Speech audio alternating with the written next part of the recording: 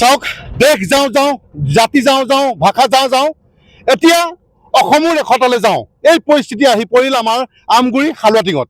গতিকে আমি দেখা পাইছিলোঁ প্ৰায় 4 বছৰমানৰ আগত আমাৰ যি হালুৱাটিঙৰ আৰু নাগালেণ্ডৰ যি বৰ্ডাৰ, অসমৰ যি সীমা, সেই সীমাত এটা বিঅপি স্থাপন কৰিব লৈছিলে।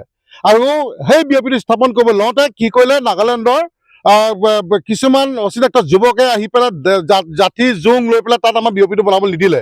কিন্তু এইটো আমাৰ দুৰ্বলতা হ'ল আমাৰ প্ৰশাসন তথা আমাৰ চৰকাৰৰ। তেতিয়া সেই সুযোগতে তেখেতে কি তেনেকৈ থাকি গ'ল। কিন্তু এতিয়া আমি দেখিছোঁ যে আমাৰ অসমৰ মাটি, আমি জানিবলৈ পোৱা মতে সেইটো টিলা, যিটো টিলাত আমাৰ বিঅপি স্থাপন কৰিবলৈ গৈছিল, আৰু সেই টিলাতে আজি দেখিছোঁ যে আমাৰ ফ'ৰলেন বনাবৰ কাৰণে আমাৰ তাৰ পৰা মাটিসমূহ গোটেই খান্দি লৈ গৈছে। আৰু কি যুক্তিত এইটো নাগালেণ্ড চৰকাৰে এই মাটি বিক্ৰী কৰিছে। আৰু অসমততো আমাৰ কয়লা চিণ্ডিকেটটো এইটো ৰাস্তাত চলি আছে, আৰু লগতে এতিয়া আমি দেখিবলৈ পাইছোঁ যে মাটিও চিণ্ডিকেট চলিছে। কাৰণ ইয়াত বহুতো যুৱক এই মাটি চিণ্ডিকেটত সোমাই পৰিছে।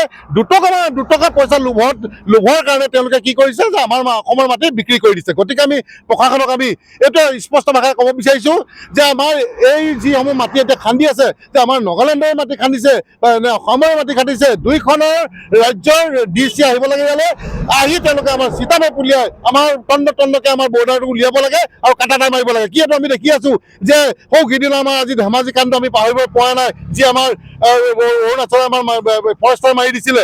আজি মেঘালয়ে যদি আজি দপদপনি চলাব পাৰে, অৰুণাচলে যদি নিজে দপদপনি চলাব পাৰে, আজি নগাঁৱে যদি দপদপনি চলাব পাৰে, কিয় আমাৰ অসম চৰকাৰে বা আমাৰ প্ৰশাসনে আমাৰ দপদপনি চলাব নোৱাৰে? কাৰণ আমাৰ মনত আছে যে আমাৰ সেই ৰূপজ্যোতি কুৰ্মী ডাঙৰীয়া, তেখেতে 2টা গুলি মাৰি গোটেই ফুটুৱাই তেখেতে পলাই আহিবলগীয়া বাধ্য হ'ল।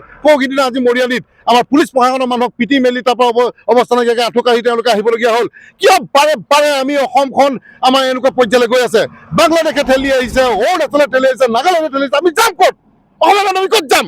শ্ৰেষ্ঠ মুখ্যমন্ত্ৰীয়ে খালি কৈ থাকিলে হ'ব নেকি যে মই শ্ৰেষ্ঠ মন্ত্ৰী? তেখেতে অকল কি এই অভাৰ ব্ৰিজতে থাকিব নে আমাৰ অসমৰ জনগণৰ কথা চিন্তা কৰিব? গতিকে আমি